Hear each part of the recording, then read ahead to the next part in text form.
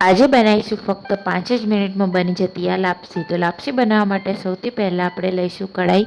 કઢાઈમાં નાખીશું પાણી અને લાપસીનું પ્રમાણ એક જ જેટલું હોવું જોઈએ।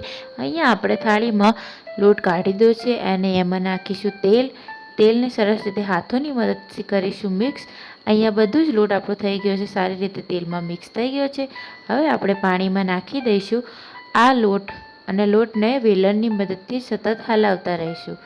તો અહીંયા જ્યાં સુધી આપણો લોટ સારી રીતે ચડી ના જાય ત્યાં સુધી આપણે એને હલાવવાનો છે। અને તમે જોઈ શકો છો બસ 2 થી 3 જ મિનિટમાં આ લોટ છે અને સારી રીતે પકવી જવાનો છે। તો બસ આપણી આ લાપસી કમસી રેડી થઈ જ ગઈ છે ઓલમોસ્ટ। તો હવે આપણે એને એક પ્લેટમાં કાઢી દઈશું। પ્લેટમાં કાઢીને આપણે એમાં જે પણ તમારે ડ્રાય ફ્રૂટ્સ નાખવા હોય એ તમે નાખી શકો છો। અહીંયા મેં કાજુ બદામ નાખી દીધા છે અને બુરું ખોડ પણ ઉપરથી ભભરાઈ દીધી છે અને એને હાથોની મદદથી મિક્સ પણ કરી દીધું છે। તો આપણી લાપસી ખાવા માટે એકદમ રેડી છે।